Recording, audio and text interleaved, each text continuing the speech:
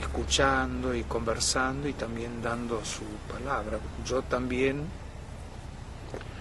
cuando hablo de Juan Toribio, hablo de otra persona que fue muy importante, que fue Alberto González, que era un pastor también en aquellos años. Él falleció también joven, otro hombre extraordinario. El pueblo huichí tiene mucha gente extraordinaria, desconocida para esta sociedad, ¿no? Que llega así con su propia pensamiento y su propia cultura y no escucha, entonces no descubre. Es como dice el Evangelio, ¿no? El Evangelio habla del tesoro escondido, ¿no? Y el pueblo huichí es un tesoro escondido, y hay gente, digamos, que para descubrirla hay que darle el tiempo, ¿no? Como Juan Toribio, Alberto González, Soija, que es otro hombre, Antonio Torres, y Sarmiento, y otro pero Sarmiento se llamaba Cetés, creo, ¿no? Y otra gente. Y la gente quería saber qué pensaba, si tenía un problema. Santa María, cuando nos visitaba, la gente iba, quería compartir su problema, una inquietud, quizás personal, y le escuchaba, y después daba su consejo. Su manera de predicar también era siempre muy tranquilo. Hay algunos predicadores que hablan un poco fuerte y quiere llegar con la fuerza física, digamos, y él no, siempre hablaba bien despacito, muy calmo, muy tranquilo. No necesitaba imponerse. Intelectualmente vimos mucha capacidad en él y en su familia, pero es algo transmitido por él.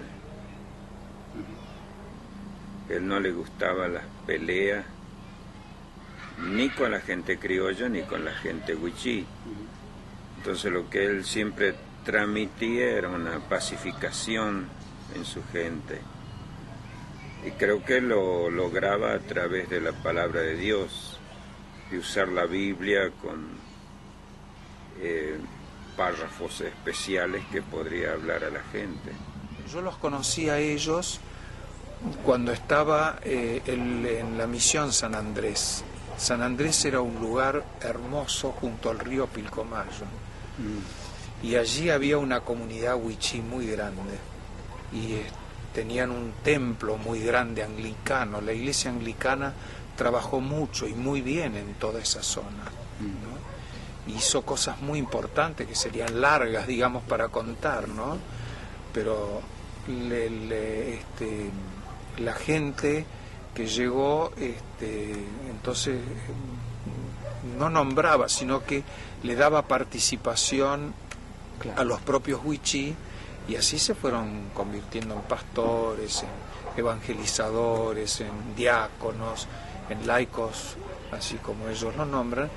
Y bueno, yo cuando los conocí iba al culto de ellos, ¿no? Y después cuando salían del culto eran, pero 1 hora, 2 horas, 3 horas que la gente se reunía para hablar ahí fuera del templo.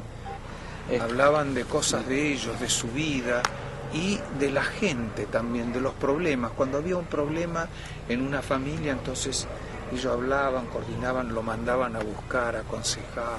Yo diría que hay una tendencia marcada en el pueblo huichí, a diferencia de algunos otros pueblos, los toba, los guaraní, de autoaprecio, especialmente en relación a la lengua.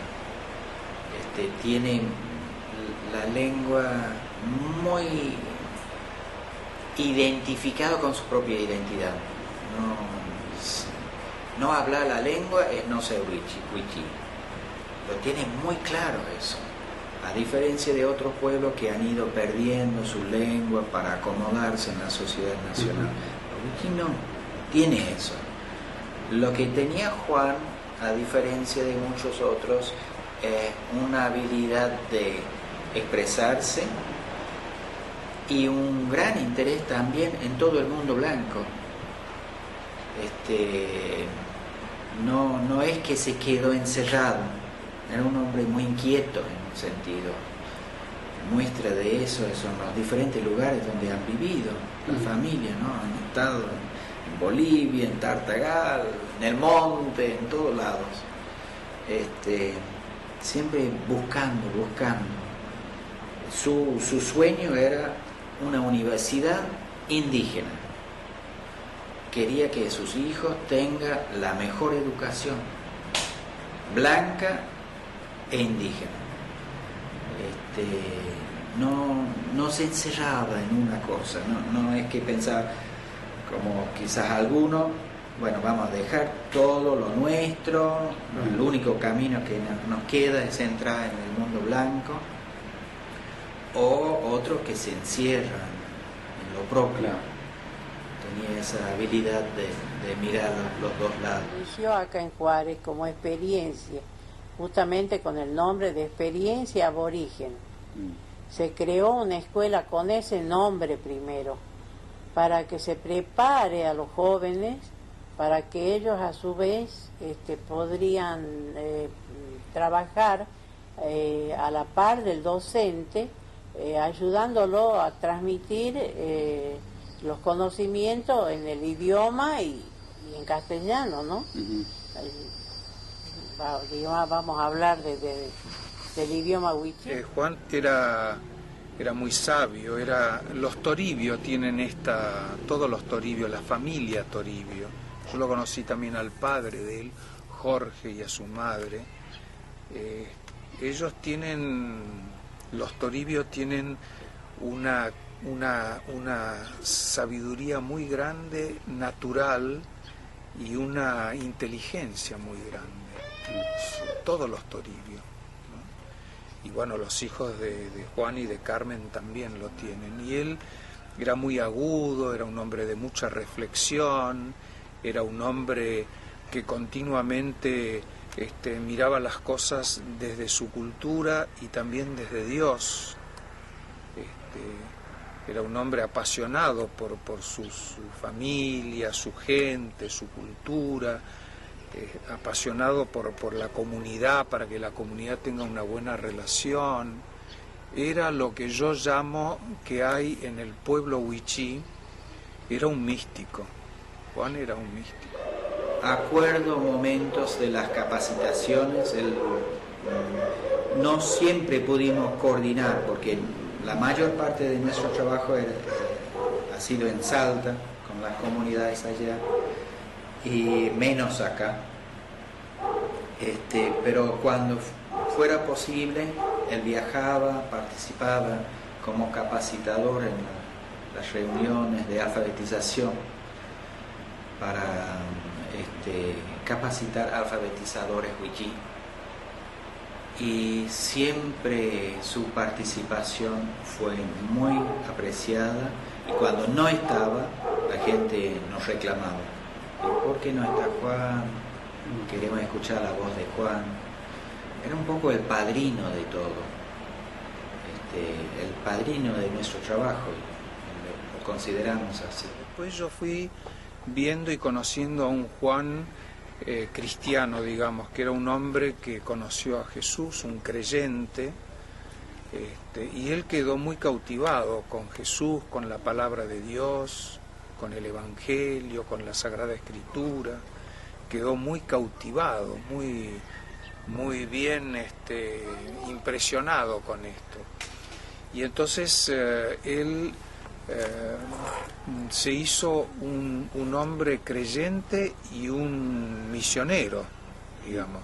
Era pastor, se hizo pastor después con el tiempo, pero él fue un misionero, y él andaba y salía con su bicicleta, iba a una comunidad, celebraba con la gente, hablaba con la gente, estaba 2 o 3 días con su gente y allí aconsejaba y hacía las celebraciones y los cultos con una unción y con una fuerza realmente extraordinaria. Fue un pastor digamos, entregado a su pueblo.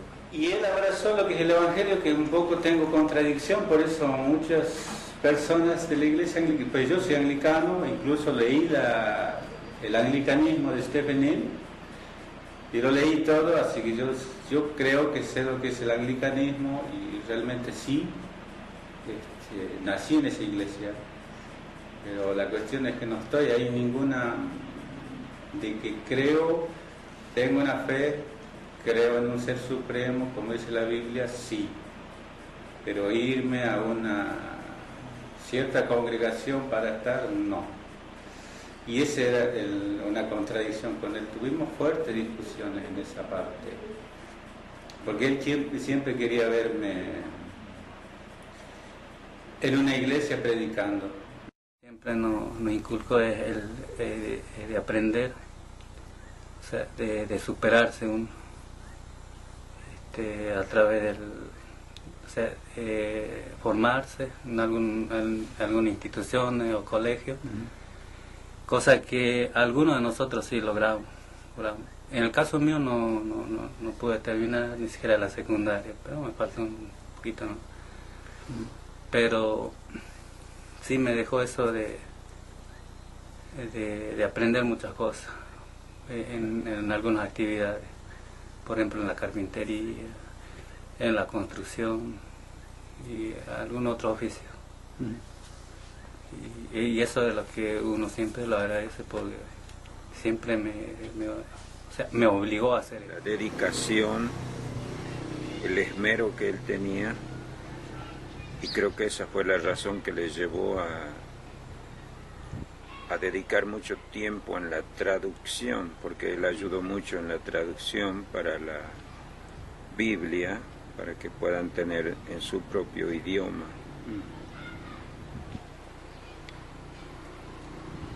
Claro, eso resaltaba mucho la seriedad de él, el deseo que él tenía que toda su familia sean así, sean sinceros, sean fieles a Dios, sin irse al fanatismo.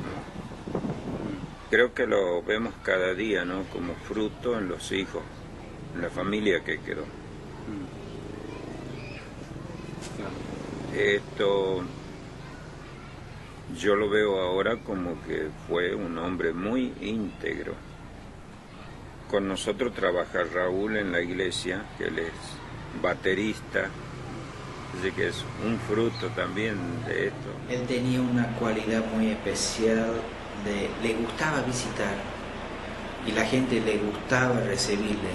Iba, se sentaba y escuchaba, la gente contaba sus cosas,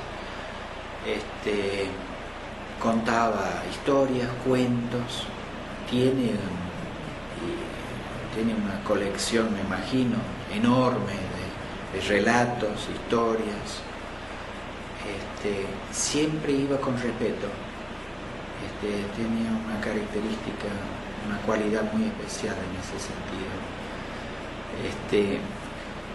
Cuando iba a Santa María, y eso es tanto la parte cultural como la parte personal.